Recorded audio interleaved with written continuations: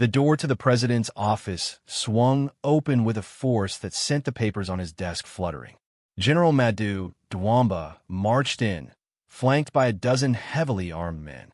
He didn't knock. He didn't wait. He walked in like he already owned the place. President Ibrahim Traoré didn't flinch. He didn't stand either.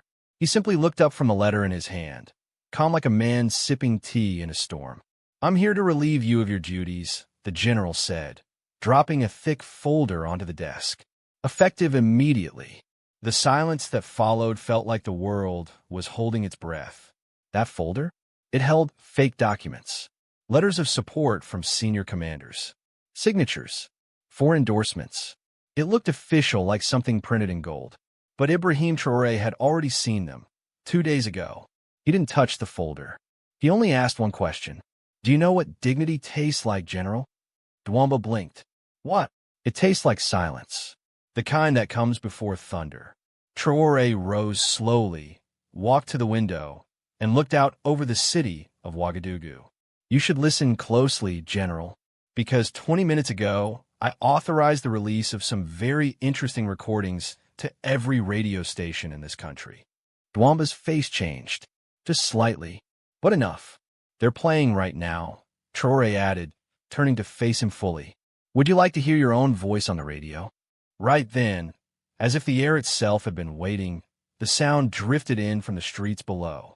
Radios, car speakers, loudspeakers, all of them playing one voice. Dwamba's voice. "Traoré is too clean, too idealistic.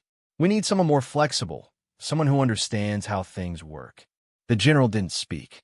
Couldn't. His mouth opened, but no words came out. And then, sirens. Footsteps. The sound of military boots echoing in the hallway. Traoré picked up the phone on his desk. "This is the president. Please escort General Dwamba from this office. He's under arrest for treason." By the time the handcuffs clicked around Dwamba's wrists, the roar from outside the palace walls had risen to a chant. It grew louder, rising from the markets and streets and alleys. "Traoré, not a puppet. BurkinaFaso is not for sale." And in that moment, the general who had tried to steal power stood exposed, shaking, silent, humiliated in front of the very nation he thought he could rule. But how did it get to this point? How did a quiet, book-loving soldier rise to power in a land full of betrayal and end up humiliating the most powerful general in the country? Let's go back. 2 years earlier, the sun had been less generous. The heat in Burkina Faso hung heavy in the air, and the winds carried more dust than hope. Life for the people was hard. Rising prices, violence in the countryside, corruption at the top. The country felt like it was being pulled apart by invisible hands. Ibrahim Traoré was not supposed to be president. He was a soldier, a captain, 34 years old, younger than most of the men he commanded. He liked books more than parades, tea more than champagne, and silence more than speeches. But the people knew his name. He had led a revolt when no one else dared. Not to claim power, but to stop the rot. When the previous government had allowed foreign companies to strip the land and pay nothing in return, when generals bowed to outside powers, when the people had no food and no voice, Traoré had stepped in. He didn't rise to power by shouting louder than everyone else. He rose because he listened. In the early days of his presidency, he lived simply. No motorcades, no marble halls. His office was lined with books, not portraits. His salary? Cut in half. His cabinet? Filled with teachers, engineers, farmers, people who had lived the life they were trying to fix. But that kind of leadership made him dangerous. To the wrong people. Behind closed doors, whispers began to swirl. Some said he was too honest, too independent, that he didn't understand how deals were made, that he was bad for business. And from those whispers came the real threat.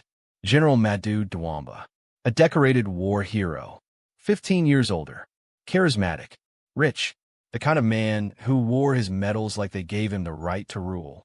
He had once been a mentor to Traoré, but over time, he began meeting with people who didn't like how things were changing. Foreign agents, businessmen, oil brokers, mining executives.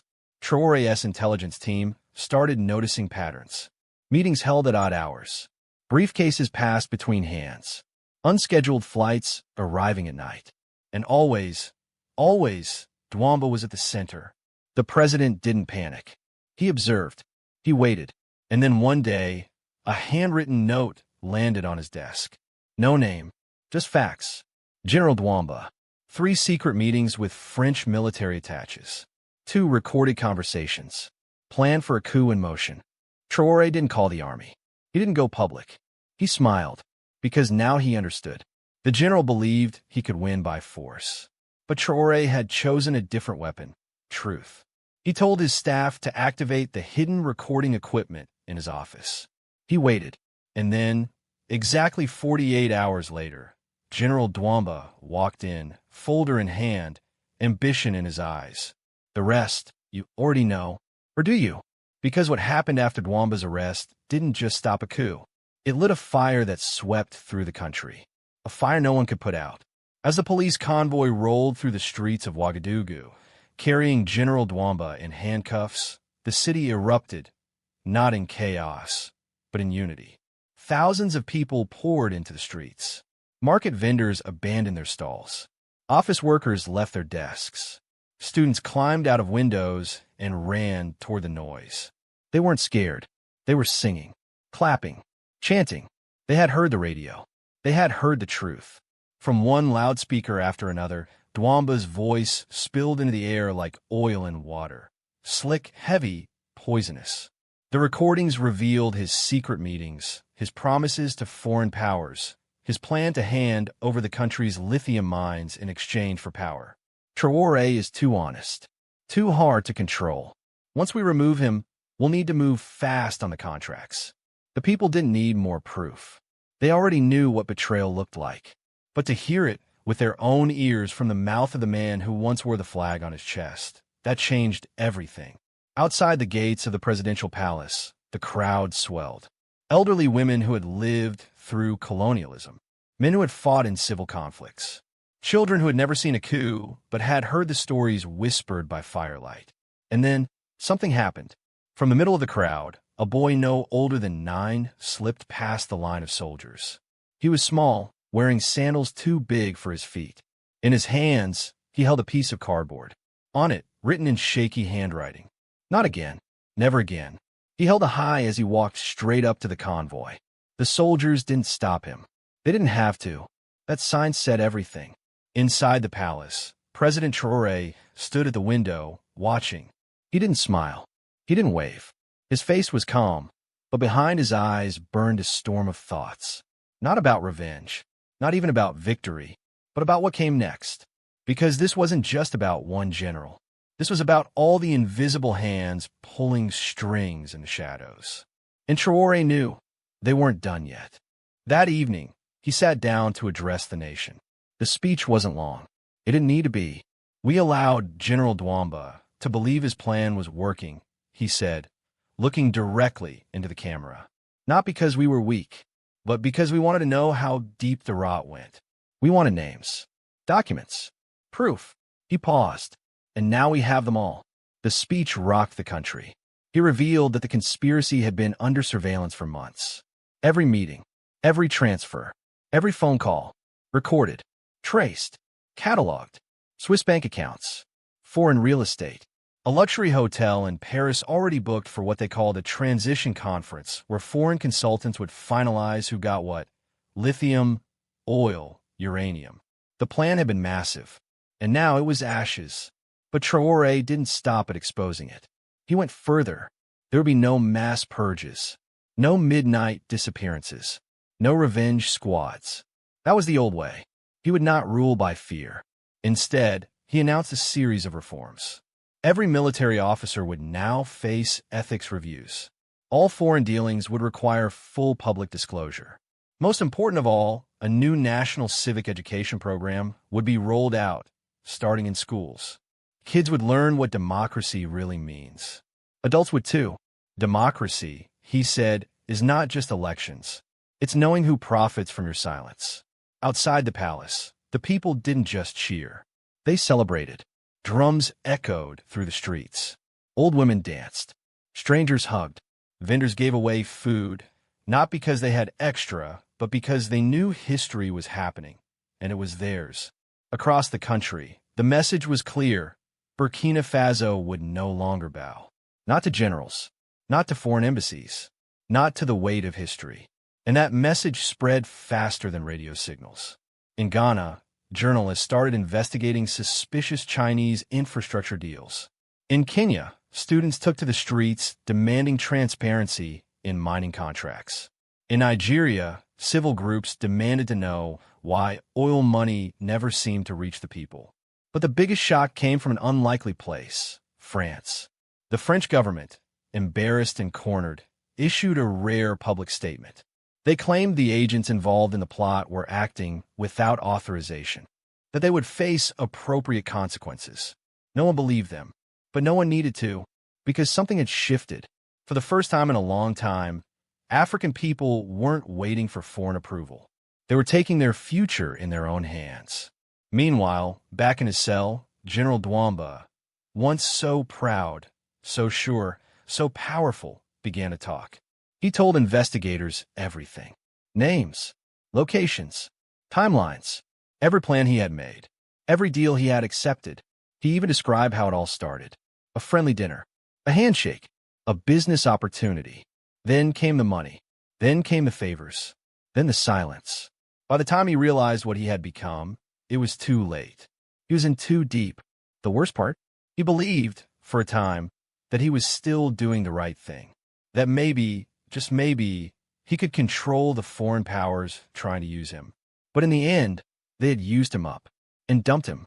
Traoré read the transcripts in his office late into the night. And though he was not a man easily moved, something caught in his throat. Not for Dwamba, but for what it meant. How many more were out there?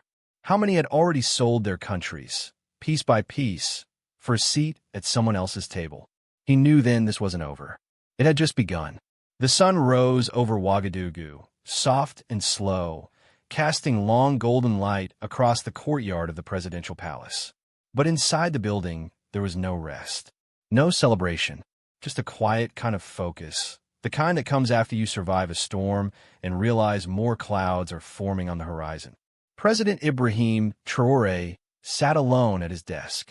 No aides, no cameras, just him, a pile of documents, and a cup of bitter tea gone cold. Before him were the final pieces of General Dwamba's confession.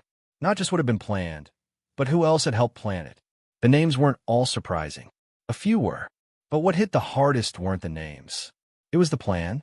They had drawn it all out. Every ministry, every contract, every military unit. They divided up the future like it was a birthday cake, with pieces marked for foreign governments, multinational companies. Even a few African elites promised kickbacks if they played along. There was even a draft speech written by a foreign advisor for Dwamba to read on national television once the coup succeeded. We must embrace a new era of strategic cooperation with our international partners. It wasn't just betrayal. It was a blueprint for theft, of power, of dignity, of a nation's soul. Traoré stared at the papers, then folded them slowly. He didn't slam the desk. He didn't curse. But he made a decision. He called for a national address, not just to his people, but to the whole continent. The stage was set in the palace's main hall. Behind him stood the flag of Burkina Faso. Beside it, portraits of independence heroes. And in front of him, cameras beaming his face into homes from Dakar to Nairobi. My fellow Africans, he began, his voice calm, low, and clear. This week we stopped the coup, but what we really uncovered is far more dangerous. He held up the documents, not to flash them, but to show the weight of what they carried. These papers, he said, show how foreign powers and the people they buy plan to control our futures, not with armies, but with contracts, not with bullets, but with bribes. He didn't shout. He didn't need to. They think we are fools, he said, looking straight into the lens. They think we can be bought. They think we are too divided, too poor, too weak to protect what belongs to us. He paused. Let them hear us now. He announced the African Democratic Defense Initiative, a continent-wide effort to train citizens, journalists, lawyers, and government workers to spot foreign interference, protect national resources, and defend democracy without waiting for outside help. "No one is coming to save us," he said. "We must save ourselves." The speech spread like fire. Within days, countries began joining the effort. Ghana, Kenya, Senegal, South Africa. Not just presidents, but teachers, students, market women, miners, engineers, ordinary people who had seen too many dreams stolen and now saw a chance to fight back. They called it the Sovereignty Alliance. It had no flag, no anthem, just a promise. Africa's future would no longer be for sale. Back in BurkinaFaso, Traoré's government put its new commitment to the test. A group of international mining companies returned with a glittering offer: billions of dollars in investment, fast-track development, jobs. The country had lithium, gold, and copper. The world was hungry. Previous governments would have said yes. But not this one. They ran the deal through the Sovereignty Impact Assessment, a new test created by local economists, engineers, and legal experts. And the results were clear.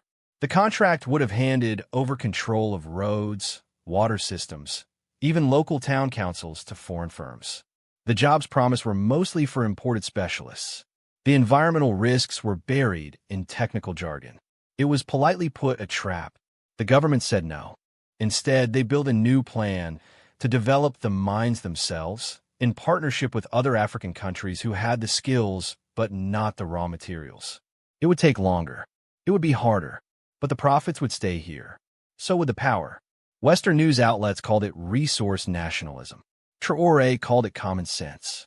And when the international investors began pulling strings, cutting aid, threatening sanctions, sending polite warnings through diplomatic back channels, Traoré did something unexpected. He didn't argue.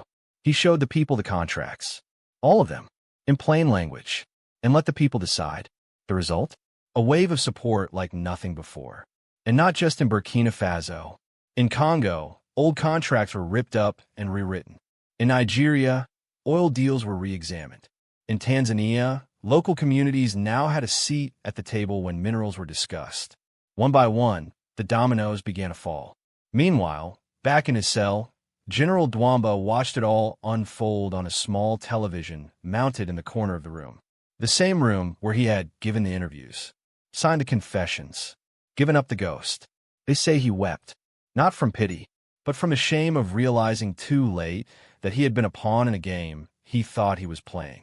A man who had sold his country's soul for a seat at someone else's banquet, only to find the door closed once he knocked. But this story was no longer his. This story belonged to the people, to the child with the cardboard sign, to the women who danced in the street with bare feet and full hearts, to the teacher who called the president and said, "My students listened." They understand now. They believe again. That, more than anything, is what Traoré had won. Not just power, not just peace, but faith. Faith that Africa could rise without selling its soul. Faith that truth could outlive lies. And as the sun set over the capital, casting long shadows over a courtyard once filled with whispers and now echoing with songs, the world had no choice but to admit what had just happened. The general tried to overthrow him, but Traoré humiliated him. Not with bullets, with truth. And the people? They were watching now, and they would never look away again.